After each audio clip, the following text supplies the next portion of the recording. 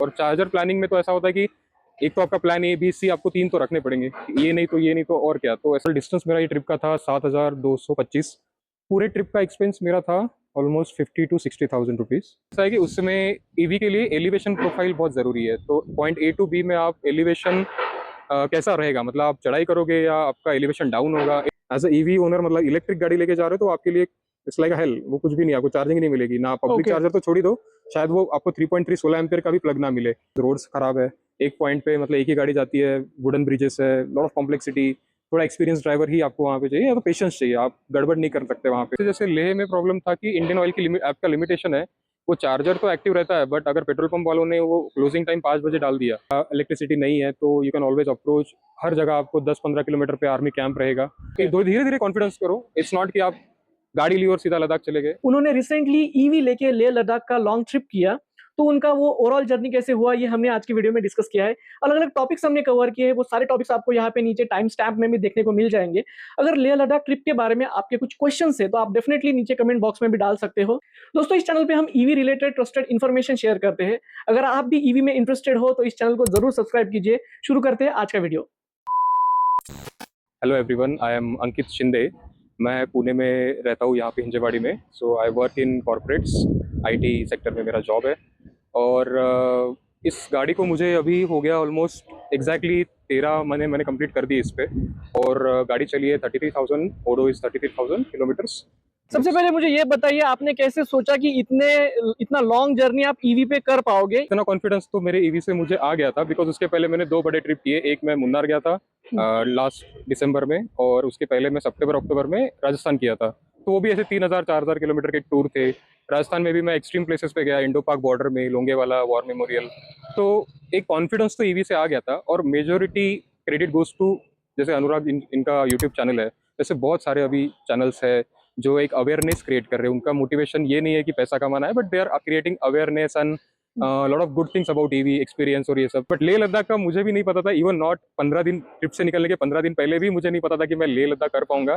But luckily Leh Ladakh में Indian oil के कुछ पेट्रोल पंप्स मुझे एक्टिव दिखे, जो मैं से रैंडमली, इंडियन ऑयल की ऐप जनरली लोग कम यूज करते हैं, नहीं पता लोगों को, बट अभी इंडियन ऑयल का नेटवर्क भी अच्छा हो रहा है।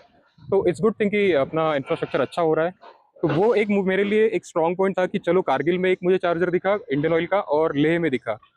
अब बात रही कि चार्जर रिलायबल है या नहीं, तो ऑब्वियसली थोड़ा है आज के डेट में कि government chargers are not that reliable. But वो मैंने उनसे फिर नंबर निकाल के, वो पेट्रोल पंप वाले से बात करके, और वहाँ पे इलेक्ट्रिसिटी सिचुएशन क्या है, बिकॉज जस्ट वो लेह लद्दाख का ये स्टार्टिंग सीजन है, तो शायद इलेक्ट्रिसिटी का भी इशू हो सकता है। तो रिलायबिलिटी वाइज वो प्रॉब्लम थे, तो मैंने वो सारे पहले अपने डाउट्स क्लियर कर लिए कि मुझे कोई दिक्कत नहीं होनी चाहिए। और ये तो था पब्लिक चार्जिंग वाला एक कॉन्फिडेंस। दूसरा कॉन्फिडेंस मुझे आया कि मैंने वहाँ से जो भी होटल्स थे, उनका गूगल मैप से वो नंबर वगैरह लेके, गूगल से जो भी पॉसिबल है, मैंने उनसे बात करी, उनको पूछा इलेक्ट्रिसिटी अवेलेबिलिटी कैसा है, व्हाट्स द सिचुएशन। और मैंने उनको ये भी बोला कि मैं वहाँ पे लॉन्ग स्टे कर रहा हूँ, तो इन दैट केस वो लोग आपको गाइड करते हैं, या ऑनेस्टली जो चीज़ें वो बताते हैं, नॉट फॉर द टूरिस्ट की वो सेल करना है या कुछ झूठ वगैरह बोलेंगे, ऐसे नहीं है। लद्दाख के पीपल बहुत अच्छे हैं। और वहाँ पे फिर मुझे उससे कॉन्फिडेंस आया कि मैं जा सकता हूँ। बस अब प्रॉब्लम ये था कि हिली रीजन्स है और ये है, तो वो मेरा थोड़ा कॉन्फिडेंस, जैसे मुन्नार मैंने ट्रिप करी थी तो उससे हो गया था कि रीजन वगैरह उससे कैसे रेंज निकालनी है। Then I got to know one map application, it's mappy.com। उसकी लिंक मैं अनुराग जी को दे दूंगा। तो वो ऐसा है कि उसमें ईवी के लिए एलिवेशन प्रोफाइल बहुत ज़रूरी है। तो पॉइंट ए टू बी में आप एलिवेशन कैसा रहेगा, मतलब आप चढ़ाई करोगे या आपका एलिवेशन डाउन होगा। एलिवेशन डाउन है तो ईवी के लिए तो बहुत अच्छा है, EV will get charge regen, आपको पता ही है अभी। बट वो प्रोफाइल से मैं डिसाइड करता था कि अगर मान लो डिस्टेंस 400 से ज़्यादा भी है, but all every is down hill, every single path is down hill, तो 400 क्या 500 भी जाएगी आराम से, या 600 भी जाएगी। अगर बहुत ज़्यादा स्टीप है तो उस हिसाब से मैं डिस्टेंस भी प्लान करता था कि मुझे कितने डिस्टेंस पे रुकना है, या मुझे कहाँ तक चार्जर लेना है। और चार्जर प्लानिंग में तो ऐसा होता है कि एक तो आपका प्लान ए बी सी आपको 3 तो रखने पड़ेंगे, ये नहीं तो ये नहीं तो और क्या। तो ऐसे प्लान करते मैंने पूरा ऑलमोस्ट, उसको मैं देता था दिन के आधा 1 घंटा जैसे मिला हुआ है, वो चार्ज प्लानिंग करता था चार्जिंग वगैरह की। और बाकी एनवायरनमेंट हो गया, या वहाँ पे वेदर कैसा है, रोड कंडीशंस क्या है, तो वो तो सब जनरली आइस आइस वाले भी करेंगे और हम भी वही करेंगे। पर in terms of power performance तो मुझे कोई डाउट नहीं है, आइस से व्हीकल से ज़्यादा ही है। इसके जो भी काउंटर पार्ट है कर्व के, डीजल या पेट्रोल, उससे तो इसमें ज़्यादा ही पावर है टेक्निकली, और मैंने मेरे एक्सपीरियंस से भी। तो Okay. ऐसा कुछ प्रॉब्लम नहीं था, कॉन्फिडेंस आ गया था मुझे। ठीक है, ठीक है। तो चार्जिंग ही सबसे बड़ा प्रॉब्लम मुझे लगता है, अगर मैं कभी भी किसी ईवी ओनर से बात करता हूँ हाँ, हाँ। स्पेसिफिकली लॉन्ग जर्नी के बारे में, ठीक राइट। है? तो आप ये थोड़ा-सा डिटेल में बताइए कि आप कैसे प्लान करते थे? सो प्लानिंग तो बहुत इंपॉर्टेंट है, मतलब that's the core requirement of any EV owner, अगर आप लॉन्ग ट्रिप कर रहे हो तो चार्जिंग के लिए जैसे I have at least 15 to 20 applications, because वो अभी लिमिटेशन है इंडिया का कि सब चार्जर अपने अपने सेपरेट ऐप पे है। बट मोर ओवर लाइक ये जो जनरल ऐप्स है, स्टैटिक का हो गया, चार्ज जोन हो गया, और एक MG ई हब करके है, वो अच्छा ऐप है जहाँ पे मल्टीपल वेंडर्स या मल्टीपल चार्जिंग प्रोवाइडर का नेटवर्क है। तो वो ऐप्स मेरे लिए सोर्स था हमेशा कि उससे मैं ट्रैक करता था लाइव है नहीं है। और फिर उसके बाद जो भी जैसे कोई चार्जिंग मैं कर रहा हूँ वहाँ पे और लोग रहते ही है चार्जिंग के, तो उनसे बात कर लेता हूँ। सभी 15-16 ऐप्स है, तो उससे मैं ट्रैक करता हूँ, प्लानिंग करता हूँ। वो भी मैं देखता रहता हूँ कि जैसे अब लद्दाख जा रहा हूँ तो ऐसे नहीं कि फिर वो चार्जर है और भूल गया अपन, मतलब वी आर लिविंग इन कि कॉन्फिडेंस की चार्जर है, बट ऐसे नहीं। अगर मैं लद्दाख जा रहा हूँ तो मैं उसको रोज देखता था, जब भी टाइम मिले देखता था कि अरे ये एक्टिव है या नहीं है, इसका क्या पैटर्न है। तो वो थोड़ा ऐसी चीज़ों में, अगर अदरवाइज बाकी पार्ट में इतना कुछ प्रॉब्लम नहीं है। जैसे अब लद्दाख हो गया है, थोड़ा मनालिया जो पहाड़ों के साइड में, तो थोड़ा वो देखना जरूरी है अगर आप प्लान कर रहे हो तो, ताकि वो रिलायबल है या नहीं, या फिर वहां से कोई नंबर मिले उस लोकेशन का तो उनसे बात कर लो। ये सब मैं करता हूँ। ओके, ठीक है, ठीक है। तो ऐसा कभी हुआ किसी चार्जिंग स्टेशंस पे आप गए और वहाँ पे आपको पता चला कि ये चार्जर तो एक्टिव ही नहीं है, शुरू ही नहीं हाँ। हो रहा है, तो ऐसा कोई एक्सपीरियंस आपने फेस किया? ऐसे जनरली ये पब्लिक कंपनीज के जो चार्जर है, मतलब गवर्नमेंट के चार्जर्स है, वहाँ पे थोड़ा होता है कि एक तो टाइम लगता है, 3-4 बार आपको लगाना, वो बंद करना पड़ता है, 3-4 बार एफर्ट लगाने पड़ते हैं। तो जैसे लेह में प्रॉब्लम था कि इंडियन ऑयल की लिमिट ऐप का लिमिटेशन है, वो चार्जर तो एक्टिव रहता है, बट अगर पेट्रोल पंप वालों ने वो क्लोजिंग टाइम 5 बजे डाल दिया तो आप वो एक्टिवेट नहीं कर पाओगे। भले आप चार्जर तक जा पाओगे, चार्जिंग गन लगाओगे, ऐप से भी एक्टिव दिखेगा, बट वो इंडियन ऑयल का लिमिटेशन है ऐप का कि वो, बिकॉज वो बोलता है कि पेट्रोल पंप क्लोज है, तो वो भले ही चार्जर एक्टिव है आपको वो ऐप ही नहीं जाएगा, वो बोलेगा petrol pump is close now. तो वो ओके। मैंने वो रेज भी किया था कंसर्न इंडियन ऑयल को कि ऐसा नहीं होना चाहिए। अंकित, ये बताइए, किसी भी हम लॉन्ग जर्नी पे जाते हैं तो कॉस्ट या फिर एक्सपेंसेस एक इम्पोर्टेंट पैरामीटर होता है, ठीक है? Exactly, और yes. अभी तो हम ईवी की भी बात कर रहे हैं, तो बताइए ओवरऑल आपका कितना डिस्टेंस किलोमीटर ट्रैवल हुआ था इस जर्नी में, और इसका कॉस्ट कितना लगा? Yeah that's a very good question Anurag. सब लोग यही देखते हैं कि रोड ट्रिप में जनरली कॉस्ट कितना होता है। तो जैसे आप मेरा टोटल डिस्टेंस मैं पहले बता देता हूँ कि मैंने टोटल डिस्टेंस मेरा ये ट्रिप का था 7,225 किलोमीटर और 7,225, और ये पूरा 1 महीने का ट्रिप था। तो मैं 1 मई को पुणे से निकला था और 31 मई के रात को, संडे को, मैं वापस पुणे आ गया। तो प्रॉपर एक 31 डे का ट्रिप था। 1 मई को भी अर्ली मॉर्निंग 5 बजे निकला था। तो पूरे ट्रिप का एक्सपेंस मेरा था ऑलमोस्ट 50 to 60,000 रुपीज़, जिसमें मेरा charging plus food, stay, places, थोड़ा बहुत शॉपिंग, मतलब सब मैंने जो खर्चा किया होगा 60,000 तक गया होगा। मैंने एग्जैक्ट नहीं है, बट 60,000 अप्रॉक्सीमेटली। एंड उसमें भी चार्जिंग का मेरा खर्चा है लेस देन 15,000। अब मेरे पास एग्जैक्ट नहीं, बिकॉज 3-4 ऐप से मैंने किया है और कुछ होटल्स पे भी किया है, बट उसका ज़्यादा पे नहीं करना पड़ा AC चार्जिंग का 3.3 प्लग से। बट ओवरऑल चार्जिंग का मैं बोलूँ तो 15,000। सो आप अगर सिर्फ रनिंग कॉस्ट देखोगे, ट्रिप का जो मेजर एक्सपेंस होता है जनरली आइस व्हीकल्स जो भी पेट्रोल डीजल वाले हैं ट्रैवलर, उनके लिए तो 7,225 एंड 15,000, तो अप्रॉक्सीमेटली 2 रुपये, वी कैन से कि 2 रुपये पर किलोमीटर से मेरी गाड़ी चली है। That is less than Activa का रनिंग कॉस्ट, जिसमें मैं पूरी गाड़ी में इतनी बड़ी SUV पे मैं पूरा trip with AC on, summer का टाइम, दिल्ली तक जाना, ऑल द गर्मी एंड देन अगेन पहाड़ एंड ऑल, मतलब 15,000 में अगर एज अ फ्लाइट लेके लद्दाख जाता तो लद्दाख से खारदुंगला का ही मुझे 15,000 देना पड़ता शायद। Right, right. मतलब वो सिर्फ 200 किलोमीटर के लिए जाना आना। अगर आप ये कंपेयर करो EV आइस के साथ, पेट्रोल में या डीजल, या सेम गाड़ी अगर मैं सेम पकड़ लो आप, सेम कंपैरिजन के लिए कि मैं पेट्रोल की ले जाता अगर कर्व जनरली, तो पेट्रोल का कर्व एवरेज 8 रुपये पर किलोमीटर से चलता है। 15 का एवरेज अगर आपने देखा तो 15 का भी नहीं, 14 का ऑलमोस्ट, तो 14 किलोमीटर पर लीटर का। तो जैसे अब 8 रुपये के हिसाब से 7,225 का, उसका ही ऑलमोस्ट मतलब 56 मे बी अराउंड 58,000 तक तो मेरा सिर्फ पेट्रोल का ही खर्चा होता है। और 58,000 के मतलब पेट्रोल के खर्चे में मेरी पूरी ट्रिप हो गई बिकॉज ऑफ EV। टोल का कितना एक्सपेंस है इसमें? पूरी ट्रिप में टोल मुझे 150 रुपीज़ का लगा होगा, इससे ज़्यादा नहीं। ओके। बिकॉज एक तो जैसे मैं गया भी मुंबई पुणे एक्सप्रेसवे से, तो मुंबई पुणे एक्सप्रेसवे मेरा महाराष्ट्र में EV के लिए टोल फ्री है, तो वो जो 500 का वन वे रहता है मुंबई तक, तो वो मेरा फ्री हो गया। देन मेजोरिटी लाइक 99% टोल मेरा फिर उसमें था कि मेरे पास पास है NHAI का, जो 3000 रुपीज़ 3075 रुपीज़ का आता है आज के डेट में। उसमें 200 क्रॉसिंग फ्री मिलते हैं। तो ओके वो आप एक ऐप है राज्य मार्ग, you can search for it and then उससे आपको 200 टोल मिलते हैं क्रॉसिंग। तो इस ट्रिप में ऑलमोस्ट मैंने 50 क्रॉसिंग किए होंगे, ओके और वो मेरे वो टोल्स मतलब वो पास से ही डिडक्ट हो गए।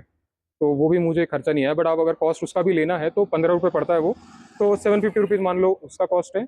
बट एक्चुअल फास्ट टैग से मैंने अगर कुछ और BRO, जैसे आप कश्मीर या लद्दाख जाते हो तो वहाँ पे टोल है ही नहीं, बिकॉज वो Okay. टोल नेशनल हाईवे के अंडर नहीं आते, वो BRO बॉर्डर रोड ऑर्गेनाइजेशन के अंडर आते हैं। तो उनके रोड तो मक्खन है, तो वहाँ पे जीरो टोल, और वो वर्ल्ड क्लास रोड्स है। तो वो शायद आपको मिलेंगे भी नहीं कहीं देखने इंडिया में, और मतलब हो सकते हैं। बट मेरे हिसाब से वो पहाड़ों में, वो रीजन में, मतलब hats off to BRO Indian army कि ऐसे टेरेन में वो इतना टोल, मतलब इतने अच्छे रोड और टोल फ्री, मतलब किसी के लिए टोल नहीं है। राइट। तो वो एक अच्छी बात है। बहुत सारे ऐसे भी लोकेशंस रहेंगे अंकित जिसमें आपको जो पब्लिक चार्जिंग स्टेशन हम बोलते हैं DC फास्ट चार्जर, वो नहीं मिल रहे हैं। ठीक है, Okay. ऐसे भी रेयर लोकेशंस हो सकते हैं क्योंकि आप उस तरीके की जर्नी आपने की है। राइट। तो उस जगह पे आपने चार्जिंग कैसे मैनेज किया? तो जैसे दिल्ली मुंबई एक्सप्रेसवे हो गया, बिकॉज नया एक्सप्रेसवे है, वहाँ पे पेट्रोल पंप्स की कमी है, तो चार्जर तो ऑब्वियसली उससे भी और कम प्रोबेबिलिटी है चार्जर मिल जाए। राइट। बट जहाँ पे भी मतलब ऑलवेज मैं तो 250 या 300 मैक्स है मेरा, 300 किलोमीटर के बाद तो मुझे चार्ज करना ही है। तो मैं ऐसे हमेशा वैसे ही करता हूँ कि मैं डिस्टेंस जो भी मेरा, जैसे यहाँ से दिल्ली है ऑलमोस्ट 1500 किलोमीटर, तो I need to charge 6 times at least. Okay. तो वो 6 चार्जर मैं डिसाइड कर लेता हूँ, और वो भी रिलायबल होने चाहिए। तो वो लेके मैं निकल जाता हूँ। और अगर कुछ एकदम एक्सट्रीम केस हो गया तो I always have a backup plan कि अब मैं थोड़ा फ्लेक्सिबल हूँ, मैं ऐसे आइटिनरी नहीं फॉलो करता हूँ। लंबे लंबे ट्रिप मैंने किए तो आइटिनरी इतना मेरा वो फोकस नहीं रहता है, फ्लेक्सिबल रहता है मेरा। लकीली मेरा जॉब उतना मुझे देता है फ्लेक्सिबिलिटी, तो मैं आराम से लंबी ट्रिप प्लान करता हूँ। मैं डेज का कंसर्न नहीं रहता है मेरा। तो फिर उस हिसाब से मैं ये भी सोचता हूँ कि अगर मान लो वहाँ पे चार्जर नहीं भी मिला या बैटरी बहुत कम है, तो मैं होटल देख लूंगा जहाँ पे मैं थोड़ा 4-5-6 घंटे AC चार्ज कर लूँ, तो मेरा अगले चार्जर तक मैं चले जाऊँ। तो ऐसे मेरा प्लान जनरली रहता है। ओके। बट आजकल देखो, मतलब जब मैं गाड़ी भी ले रहा था तो ये गाड़ी मैंने इसीलिए ली बिकॉज इसका 55 किलोवाट आवर का बैटरी पैक है। तो ये 400 किलोमीटर तो on average real life practical range देती है। मैं इतना समझ गया था कि अगर इंडिया में आपको कहीं भी घूमना है, तब तो लेह लद्दाख भी नहीं था, मतलब एक्सेप्शन था लेह लद्दाख मेरे लिए। बट लेह लद्दाख छोड़ के और कहीं जाना है तो 350 किलोमीटर की अगर आपके पास रेंज है प्रैक्टिकल, बैटरी फिर आप देख लो ऑलमोस्ट 45 किलोवाट आवर की बैटरी हो जाती है, तो आप इंडिया में कहीं भी ट्रैवल कर सकते हो, प्रोवाइडेड आपके पास पेशेंस और वो अपना प्लानिंग थोड़ा ज़रूरी है। अदरवाइज कोई प्रॉब्लम नहीं है, it's easily manageable. You have to be little थोड़ा अपना कॉमन सेंस हो गया, या थोड़ी इन्फॉर्मेशन हो गई, या थोड़ा अपना कम्युनिटी से बात करके आप चीज़ों को सीख सकते हो। ओके, ठीक है, ठीक है। और जैसे हम ऐसे टेरेन में जाते हैं जहाँ पे हमें प्लेन रोड या फिर हाईवेज नहीं मिलते, राइट। तो वहाँ पे EV चलाने का एक्सपीरियंस के बारे में बताइए, ये आपको कैसा एक्सपीरियंस लगा? देखो, पहाड़ों में डेफिनेटली अब इसके डायनामिक्स चेंज हो जाते हैं, बिकॉज आप जब पहाड़ चढ़ते हो तो when you climb the mountain, ये बहुत ज़्यादा एनर्जी कंज्यूम करती है। और आपको ऐसा लगता है कि अरे रेंज तो बहुत ड्रॉप हो रही है, और उसके बाद ये होता है कि ये कितना चलेगी, मतलब रेंज प्रेडिक्शन थोड़ा प्रॉब्लम है। तो इसीलिए वो मैपी का जो ऐप मैं यूज़ करता हूँ, मतलब मान लो मुझे 300 किलोमीटर जाना है, बट वो 300 किलोमीटर का एलिवेशन प्रोफाइल क्या रहेगा, उस हिसाब से मैं प्लान करता हूँ। तो मुझे पता है कि पहाड़ों में अगर मुझे 100% पे मैं हूँ, तो और कंटिन्यू अगर ये स्टीप रास्ता है, जैसे लेह लद्दाख तो काफी स्टीप है, तो लेह लद्दाख नहीं, बट इन जनरल एवरेज अगर है तो 200 किलोमीटर तो जाएगी। मतलब 400 अगर नॉर्मल पे, तो 200 पहाड़ों में ऐसे जाएगी, 150 से 200 तक। बट जनरली ऐसा नहीं होता कि 200 किलोमीटर आप चढ़ रहे हो, ऐसा कभी नहीं होता। मतलब दैट इज नॉट पॉसिबल। मान लो आपको 50, 60 या 100 किलोमीटर तक चढ़ाई होगी, उसके बाद कहीं ना कहीं तो आप नीचे आओगे, मतलब डाउन द हिल आओगे, तो उस केस में तो आपकी बैटरी चार्ज होती है।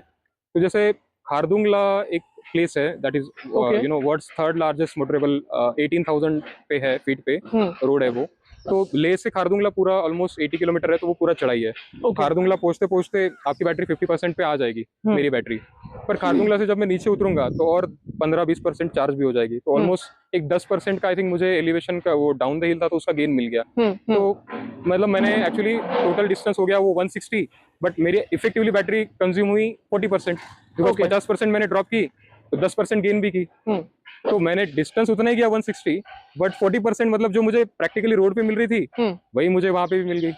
तो उस केस में फिर ये डायनामिक्स उसके ऐसे है कि आपको बस वो थोड़ा एलिवेशन प्रोफाइल का सीखना पड़ेगा कि आप A से B जा रहे हो तो आपका एलिवेशन क्या रहेगा, आप गेन कर रहे हो, लॉस कर रहे हो, तो उससे you can plan things in a better way in mountains. पहाड़ों में ऐसे आप मैनेज कर सकते हो। तो Mappy.com का एक ऐप है जो मुझे एक्चुअली वहाँ के लद्दाख में जाके ही पता चला, हम्म। तो वो बहुत अच्छा ऐप है जो, और वो ऑफलाइन डाउनलोड कर सकते हैं मैप हम लोग, तो that's a reliable map for all the adventure people. इसके साथ अंकित ये भी बताइए, अभी लेह टू मनाली ये एक नया रोड शायद अभी ओपन हुआ है और ये Yes, बहुत yes. सेंसिटिव रोड भी है, राइट तो राइट यहाँ से भी आप पास हो गए, यहाँ पे आपका कैसा एक्सपीरियंस रहा? Right exactly, so it's a very sensitive road, NH3 करके है, नेशनल हाईवे 3। तो जनरली बंद ही रहता है वो, मतलब महीने के, साल के 8 महीने, 7-8 महीने तो बंद रहता है वो, बिकॉज ऑफ स्नो। मतलब इट्स नॉट पॉसिबल ह्यूमनली कि वहाँ पे जाके स्नो वो हटाएंगे, क्योंकि नेगेटिव में रहता है टेम्परेचर, सारे ओके। पासेस कवर करने हैं आपको। तो जनरली 3-4 महीने समर के टाइम में खुला रहता है वो, देन अगेन मानसून के बाद वो बंद हो जाता है, लैंडस्लाइड और विंटर के स्नो अकोमुलेशन के कारण। तो वहाँ पे जैसे लकीली 16 मई को वो खुल गया, and at that time I was in ले सिटी, तो मेरी वापसी जर्नी उस टाइम ही चालू हो रही थी। तो वो खुल गया था, देन आई वाज कंसर्न कि अब ले से मनाली के बीच में तो गांव 1-2 ही है, वेरी लेस हैबिटेट, इलेक्ट्रिसिटी भी मोस्टली नहीं है वहाँ पे, जितना मैं पता कर पाया तो नहीं है वहाँ पे। लाइट भी आती है तो शायद 3-4 घंटे के लिए आएगी, या वो भी पता नहीं, मतलब there is no zero chance I would say कि एज अ ईवी ओनर, मतलब इलेक्ट्रिक गाड़ी लेके जा रहे हो तो आपके लिए इट्स लाइक अ हेल। वो कुछ भी नहीं, आपको चार्जिंग नहीं मिलेगी ना, पब्लिक चार्जर तो छोड़ ही दो, शायद वो आपको 3.3 16 एम्पियर का भी प्लग ना मिले, तो वो कंडीशन है। और उसमें जैसे डिस्टेंस था टोटल वो 430 किलोमीटर, जैसे लेह से मनाली मुझे आना था, अगर वो बंद होता रास्ता या कुछ और प्रॉब्लम होती तो शायद मुझे वापस श्रीनगर से आना पड़ता, जैसे मैं आया था लेह तक। ओके। पर मुझे ये करना था circuit, because I wanted to complete that loop.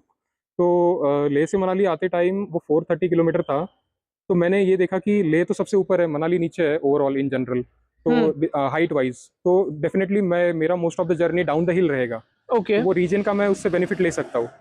तो जैसे मैंने वो मैपी.com का जो ऐप है जिसमें मैंने डायरेक्शन लिया मनाली का लेह से, तो ऑलमोस्ट 430 किलोमीटर दिखा रहा था, और मनाली में चार्जर थे, तो मतलब आई वाज श्योर कि अगर मैं मनाली तक भी पहुंच जाऊँ तो आई एम सेफ। तो उस टाइम 430 किलोमीटर के लिए मुझे पूरे 14 घंटे लगे ऑलमोस्ट। मैंने सुबह 5-6 बजे चालू किया तो रात को 9-10 बजे पहुंचा, तो ओवरऑल 14 आवर्स का मैंने ड्राइव किया।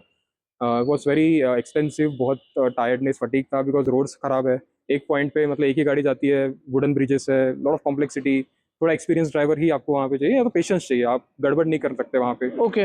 4x4 भी वहाँ पे डरते हैं, तो आप देख सकते हो कि 4x2 प्लस ईवी लेके जाना तो बहुत ज़्यादा सेंसिटिव है, but I did that. And वही मतलब वो elevation more over down the हिल था, ऐसे नहीं कि डाउन द हिल ही था, आपको अप एंड डाउन वैसे था, तो आई थॉट कि ये हो जाएगा, मेरे कैलकुलेशन, मेरे मैथमेटिक्स के हिसाब से वो मेरे इसमें पॉसिबल था। तो मैं वही देखता हूँ कि मेरे इसमें बैठ रहा है, तो मैं वाइफ के साथ डिस्कस करके हम लोग फिर वो डिसाइड करते हैं कि जाना है या नहीं। ओके। फिर वो मेरे कैलकुलेशन में बैठ गया, तो मैं पहुंच गया। बट हाँ, मनाली में ऑलमोस्ट जैसे मतलब बारालाचा जैसे मैंने क्रॉस किया, बाय द वे बारालाचा में मुझे स्नो भी मिला, तो वो वीडियोस में आपके इसमें डाल दूंगा, तो प्लीज। समर में मुझे स्नो मिल गया देखने, तो वो भी अच्छा था। एंड देन बारालाचा से ऑलमोस्ट 150 किलोमीटर पूरा डाउन द हिल था, तो पूरा मेरा बैटरी ऑलमोस्ट 20% चार्ज हो गया। तो ओके। ओवरऑल मतलब मैं मनाली पहुंचा तो मेरी बैटरी 14% थी जब मैं मनाली पहुंचा। लेह से मैंने 100% पे चार्ज किया था, और मनाली पहुंचने के बाद 14% और थी। तो मान लो मनाली से भी मैं और 50-60 किलोमीटर आराम से, अगर प्लेन भी रोड रहा या मान लो थोड़ा हिल भी रहा, तो भी मैं 50-60 किलोमीटर तो आराम से जा पाऊंगा विद दैट बैटरी। तो पहाड़ों में मुझे 500 की रेंज मिली, जनरली 400 की मिलती है प्लेन में, बट इस केस में मुझे पहाड़ों में 500 की रेंज मिल गई। तो ओके। वो एक जो भी मिथ है या थोड़ी एक अवेयरनेस नहीं है, तो मेरा लाइव एग्जांपल आप देख सकते हो। मैं स्क्रीनशॉट और वो स्टैटिस्टिक्स मेरे आयरा ऐप से मैं डाल दूंगा। ओके। ठीक है, ठीक है। तो अंकित, लेह तो एक हाईएस्ट पॉइंट कंसीडर होता है, राइट? राइट तो राइट इसके आगे भी आपको जाने का कुछ अपॉर्चुनिटी मिला, या फिर बहुत सारे ऐसे हाईएस्ट पासेस होते हैं जो यस टूरिस्ट यस पॉइंट्स होते हैं, यस तो यस वहाँ पे आपने जाने का कोशिश किया, या फिर वहाँ का राइट आपका राइट एक्सपीरियंस कैसा है? यस। तो एक्चुअली हाँ, मैं लेह से भी थोड़ा आगे गया हूँ। लेह से भी मैंने एक 250 किलोमीटर्स नॉर्थ में एक लास्ट विलेज है इंडिया का, बल्तिस्तान करके रीजन है वो। सो 1971 के वॉर में India occupied that. Okay.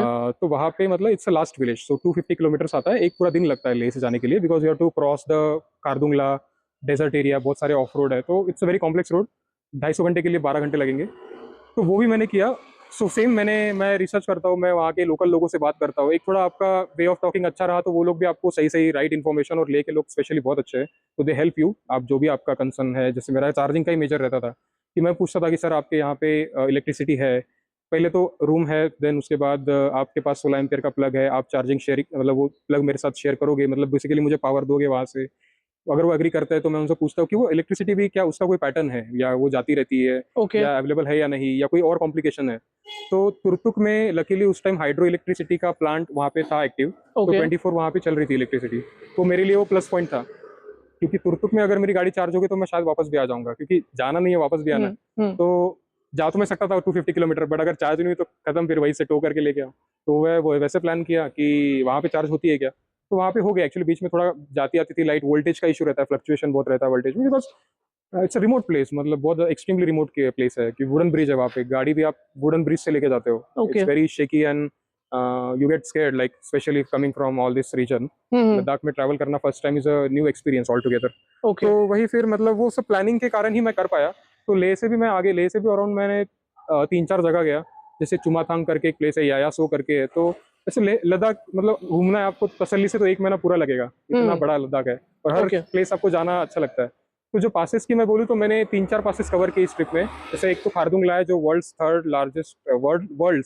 Third highest motorable pass है, और लद्दाख ही अपने रिकॉर्ड ब्रेक कर रहा है। तो अभी सेकंड Okay. पे है उमलिंगला जो अराउंड 19,000 फीट पे है, खारदुंगला 18,700 समथिंग फीट की मैं बात कर रहा हूँ, metres above sea level, okay sorry feet above sea level. तो 18,000 फीट पे ये है, 19 पे है उमलिंगला, और अभी नया जस्ट बना है जिसने और रिकॉर्ड ब्रेक कर दिया, तो that is a मिगला।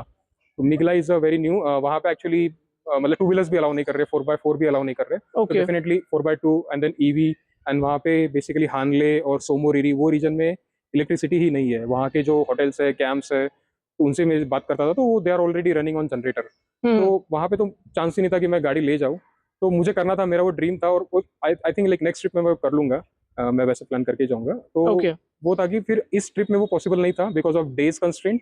And then वहाँ पे मुझे मेरे कैलकुलेशन में नहीं बैठ रहा था, तो मेरे कैलकुलेशन से वो रिस्की जोन में था। तो मैं फिर वो हानले साइड या मिगला और ये सब मैंने नहीं किया। बट रोड्स अभी उतने अच्छे नहीं है। I think with in 6 months और ईयर वो लोगों के लिए पब्लिकली ओपन हो जाएगा, जस्ट लाइक अदर पासेस। मिगला की मैं बात कर रहा हूँ, उमलिंगला तो जा सकते हैं, बट वही ईवी से जाना, वहाँ पे वो रीजन थोड़ा आइसोलेटेड है, बहुत ज़्यादा आइसोलेटेड है।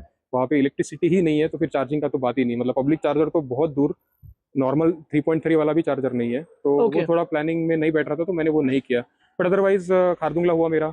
देन टंगलंगला करके एक है जो मनाली आते टाइम लगता है, तो वो भी ऑल्सो 17,500 फीट पे है। तो ऐसे झुजीला हो गया। तो ऐसे मैंने काफ़ी लास्ट जो पॉसिबल थे जो मैंने करे इस ट्रिप में। ओके ओके तो अंकित, ऐसे बहुत ही रेयरेस्ट लोकेशन पे अगर हम जाते हैं तो चार्जिंग का वहाँ पे पब्लिक तो नहीं रहेगा, नहीं या फिर रहेगा। जो रेस्टोरेंट होटल्स है वहाँ पे भी नहीं मिलेगा, तो क्या हम आर्मी जो अलग अलग कैंप्स होते हैं वहाँ पे भी अप्रोच कर सकते हैं, वहाँ की भी हेल्प ले Yes. सकती है? इसके बारे में थोड़े से बताइए। Absolutely, like that's a very good point. मुझे लगता है कि लेह में तो लाइक लद्दाख में army is the majority population. जितना लेह लद्दाख का पॉपुलेशन है उतनी आर्मी है शायद वहाँ पे। तो हाँ, मतलब अगर आपको बैकअप में जैसे आपके प्लानिंग में भी कुछ इशू हो गया या इलेक्ट्रिसिटी नहीं है, तो यू कैन ऑलवेज अप्रोच। हर जगह आपको 10-15 किलोमीटर पे आर्मी कैंप रहेगा। तो you can, they are very Indian army is, we are proud of them, and it's a very greatest army in the world. And specially I wanted to join, but then वही है कि आप उनको कभी भी approach कर सकते हो, they are very willing to help. It's just that you need to prove that you are genuine, and then your problem is genuine, so they will entertain you, and आपको वो शायद हेल्प भी कर दे। Okay it's always a backup plan. So plan C और D will be definitely Indian Army, वो आपको definitely 100% help करेंगे। ठीक है। तो अंकित, ये वो बताइए, अभी काफी लोग लॉन्ग जर्नीज प्लान करते हैं, फिर वो लद्दाख हो या फिर विद इन अ कंट्री कहाँ कहीं पे भी वो लॉन्ग ड्राइव अगर वो प्लान कर रहे हैं, तो चलो हम स्पेसिफिक लद्दाख के बारे में ही डिस्कस करते हैं। तो कोई अगर ईवी से लद्दाख में ट्रिप प्लान कर रहा है तो उसके लिए आप क्या 3 एडवाइस दोगे जो उसने मैंडेटरीली फॉलो करना ही पड़ेगा, ताकि उनका जर्नी बहुत ही अच्छे से रहे और कोई एंग्जाइटी नहीं रहेगा ऐसे जर्नीज में? तो इसके बारे में बताइए, ऐसे 3 एडवाइस। तो 3 एडवाइस, तो फर्स्ट इज लाइक कि आप जहाँ से भी निकल रहे हो, तो पहले तो आपको प्लानिंग, मतलब in terms of charger is the first priority. कि चार्जिंग आपको पूरे ट्रिप में आप जितने भी दिन का करोगे, तो आप हर दिन कहाँ चार्ज करोगे, आप जैसे A to B जा रहे हो तो कहाँ का चार्जर है, तो आपको charging is the most important thing. Planning करो, DC चार्जर, AC चार्जर, और लास्ट ऑप्शन तो आपके पास है ही, बिकॉज आप 3.3 जो प्लग चार्जिंग होता है, तो वो ऐसे होटल्स ले लो जहाँ पे वो आपको प्लग दे रहे। तो एडवांस में आप बुकिंग करने से पहले उनको पूछ लो, बात कर लो एक बार। मतलब जनरली आई प्रेफर Airbnb, जिससे you can chat with the host. तो मैं उनसे बात करता हूँ, उनको बता देता हूँ कि ऑलरेडी मेरी ईवी है। फिर वो लोग अगर उनको कंसर्न रहा तो वो पूछते कितना यूनिट खाएगी, या आई ऑलवेज आस्क देम कि आप कितना चार्ज, आप जो भी चार्ज करते हैं विलिंग टू पे, because they will not like लूट यू। वो आपको ऐसे 10 रुपए यूनिट, 15 रुपए यूनिट ऐसे करेंगे। लद्दाख में तो मैंने ऑलमोस्ट 2 से 3 बार पूरी चार्ज करी, उन्होंने 1 रुपया भी नहीं लिया। वहाँ पे यूनिट ही 4 रुपए है। तो ऐसे है, मतलब आप ऐसे वो लेके ही चलो, बिकॉज उससे आपका वो रेशियो भी मेंटेन होगा। 4 DC, क्योंकि आप जाओगे तब तक आपके DC चार्ज बहुत हो जाएंगे, 5 DC चार्ज हो जाएंगे। और उसके बाद आपका एसी चार्ज भी हो जाएगा, घर पे भी चार्ज हो जाएगा, जब गाड़ी पार्क हो रही है अपने आप चार्ज हो रही है। तो ऐसी चीजें आप प्लान करके, ये हो गया एक, मतलब planning is the one thing related to charging. Then EV का थोड़ा ऐसा रहता है कि आप मतलब थोड़ा आइस से तो अलग ही है, तो इन टर्म्स ऑफ वो रोड्स कंडीशन, वो सब लद्दाख जैसे चीजों, लद्दाख जैसे रीजन्स में वो रोड कंडीशंस, कौन से रोड ओपन है नहीं है, तो यूट्यूब से आप पता कर लो, या कोई लोकल वहाँ पे आपके रहते पहचान के जो होटल से अगर वही बात कर रहे हो चार्जिंग की, तो ये भी पूछ लो कि कोई रोड्स वगैरह तो क्लोज नहीं है। बिकॉज जनरली होता है कि 4x4 को अलाउ करते हैं, या जोजिला हो गया, या ऐसे बहुत सारे जो पासेस है लद्दाख में, तो वो चीज़ है कि वो थोड़ा एक्टिवली आप उसको देख लो, वो चीज़ है कि चालू है नहीं है, ये सब चीज़ें। और तीसरी आई थिंक ईवी का तो नॉर्मली है, बाकी ऐसे कोई रिलायबिलिटी वाइज आइस का जो भी रिलायबिलिटी है सेम कंपेयर ईवी का भी है, उल्टा पावर ज़्यादा है तो कोई प्रॉब्लम नहीं होगा। और आई थिंक तीसरा मेरे हिसाब से होगा कि वही सेफ्टी है, फैमिली है तो वो भी प्रायोरिटी रखो, कि है ना, कि ऐसा नहीं कि चार्जिंग के चलते आप अनसेफ जगह पे जा रहे हो, या कोई खराब होटल बुक कर रहे हो, हाइजीनिक नहीं है, ये सब चीज़ें थोड़ा मतलब वही है। बाकी अदरवाइज कोई डिफरेंट प्लानिंग नहीं है। बट लद्दाख मत जाओ, पहले जाओ आप छोटे मोटे कर लो पहले। जैसे मैं भी कॉन्फिडेंस के लिए सबसे पहला मेरा ट्रिप लंबा गोवा का था, मैंने गोवा किया। अब इतने चार्जर है, बहुत चार्जर्स है। फिर उसके बाद मैंने नेक्स्ट किया बड़ा वाला जो राजस्थान था। फिर उसके बाद मुन्नार किया। मुन्नार इसलिए किया बिकॉज मुन्नार में हिली रीजन है, मुझे उसका डायनामिक्स आ गया कि कैसे चल रही है, क्या हो रहा है इसका। तो ऐसे करके आप प्लान कर सकते हो बड़ी बहुत चीजें, और धीरे धीरे कॉन्फिडेंस करो। इट्स नॉट कि आप गाड़ी ली और सीधा लद्दाख चले गए, no, you have to learn it. Because मैं भी लद्दाख गया तो 1 साल बाद गया, कोई बड़ी हिम्मत करके। 3 दिन तक मेरा था जाओ नहीं जाओ, बिकॉज मैं श्रीनगर से भी जा रहा था, बिकॉज श्रीनगर इस थोड़ा वो रहता है बैक ऑफ द माइंड की नॉट सेफ।